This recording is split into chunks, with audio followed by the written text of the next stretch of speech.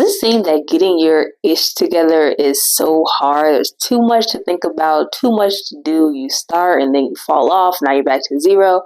Well, in this video, I want to give you 10 simple things you can do on a daily basis. Implement some habits in your life to help elevate your life. Let's dive right in. Number 1.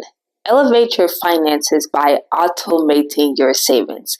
So no matter how much or how little you make, set aside 5% of each paycheck. Now, 10% is ideal, but in this economy, let's be for real, right? So just start with 5%. You want to automate this so that you don't have to think about it. You set it up, you set it aside, it does the work for you. The money is gone before you even have a chance to think about it, spending it, before you even have the ability to spend it. So just set that up. Well, while you're still sitting here looking at me, pause the video and go do it. Number 2, set a financial goal. Now, I know this may seem a little silly, but if you don't even know where you want to go, how are you going to get there? So set a goal. Take a piece of paper or sticky note, piece of cardboard, whatever, and write down your financial goal. So, for example, if your goal is to make $80,000 this year, right? You're going to write down the number $80,000 and then really allow yourself to feel that. So every time you see that written down, you will think, hey, that's how much money I make. Hey, 80,000, that's my yearly salary, or, whatever. So put some feeling with that fact so that your subconscious mind will believe it and see it. Allow yourself to feel good about that. Even get a little delusional with it. Like, I really want you to see and believe that that is what you make. Number 3. So now that we have some tips to get our money right, let's get our bodies right. So set a step goal and actively try every day to make that goal. This could be anywhere from 5,000 steps a day to 10,000 steps a day, depending on your lifestyle. So if you already are, let's say, working a job where you're walking a lot and you're naturally getting in 5,000 to 6,000 steps a day, that's great.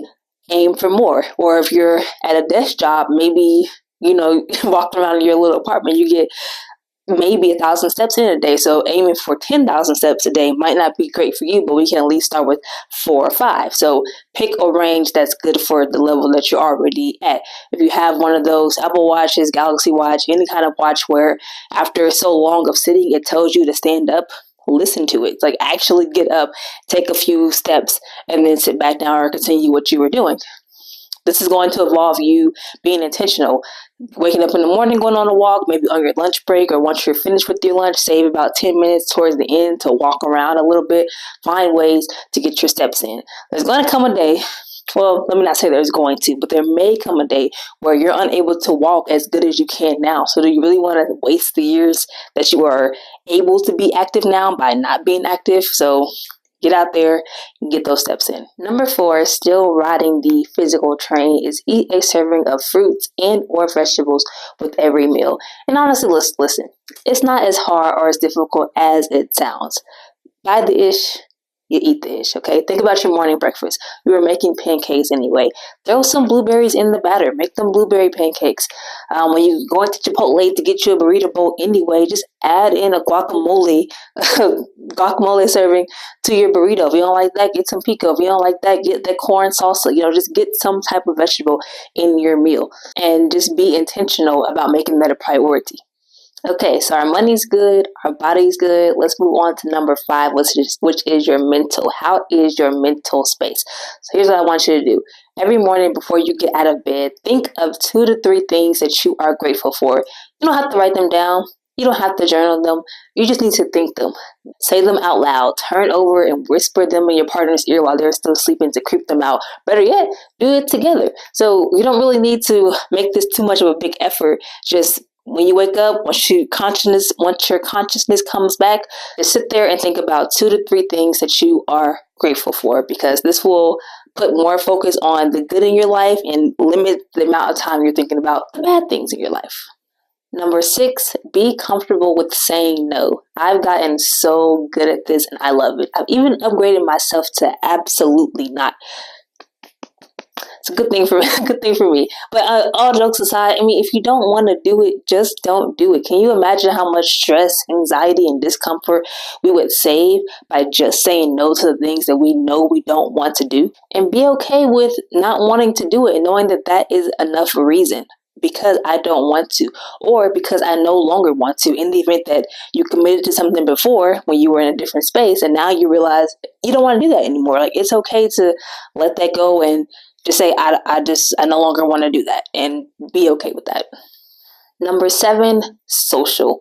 We need community in some way, shape, or form. So once a week, once a day, however frequent you want to do this, send a text to someone you care about. You don't have to hold a conversation. This can simply be, hey, just thinking of you, have a great day, or hey, hope all is well. However you want to, whatever your lingo is, just go ahead and send this text. What this does is, 1, it's very low effort, right? It takes not too much energy out of you. 2, you feel good about reaching out to someone you care about and sending them warm wishes. 3, the person receiving that text message feels good that you were thinking about them and are sending them warm wishes. 4, it maintains that connection without you really having to do anything. That person's like, hey, my friend I haven't talked to in 2 weeks just sent me a text. They still care about me. We're still good. You don't have to feel like this friendship is falling apart because no one has talked to each other. You can still maintain that connection with very little effort. So go ahead. Right now, I'll wait. Send a text to someone. Or, matter of fact, go ahead and leave a comment on this video and say, hey, KT, great video. Yeah, let's do that. Number 8, still on the ball of social. Once a month, take yourself out. Do something with just you. Get comfortable with your own company. Find comfort and solace with you. Me personally, I love myself. I love my own company.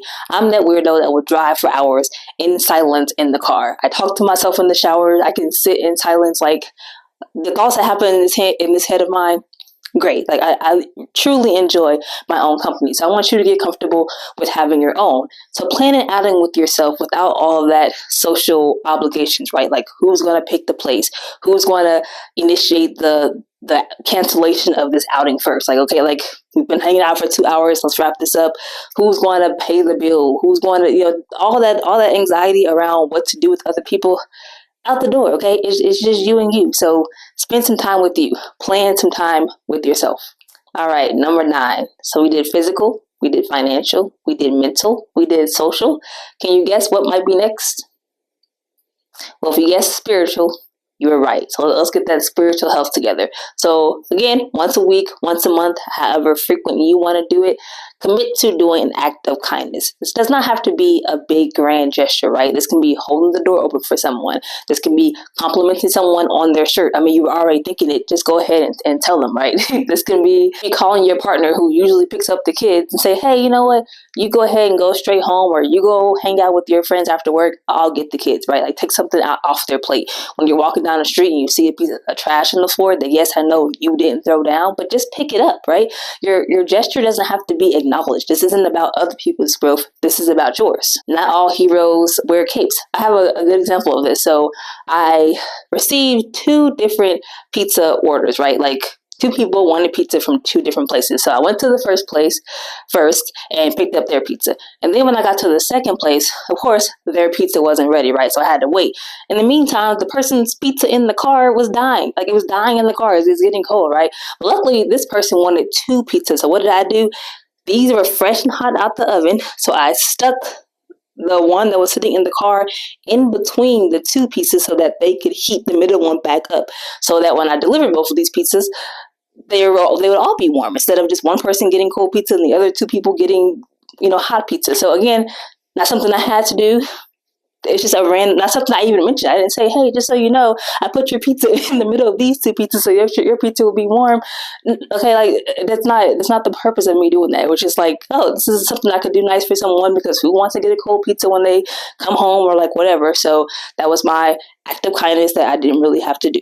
And then number 10, let some nature into your life. Again, this can be very simple. Wake up in the morning, open up the blinds, open up a window to allow some fresh air in, go on and walk, whatever. Just find some way to change up your environment and allow some of that good old nature to flow with your body. Adopt some plants and put those in your house if you're not really an outdoorsy people. So invite nature indoors if you can't go out and get it. You get what I'm saying? But just spend some time connecting in that way, because that's going to be great for your mental health, your physical health, your spiritual health, like all these categories. That has so many benefits. So make sure we prioritize that. But there you have it. Here are 10 things you can do with your life that are going to severely elevate them if you do them consistently over a period of time. It's all about habits. Who we are is just a compilation of the small habits we do every single day. So with these habits, I think you're set up for success. If you are looking to elevate your mindset a little bit more and elevate your life, I will link some more videos I've made at the end of this video, so feel free to watch those. If you like this video, you know what to do. Please give me that thumbs up because I greatly appreciate it. If you want to see more videos like that, let me know by subscribing to the channel because I know people like these videos. And I'll catch you in the next one. As always, don't forget to crush it.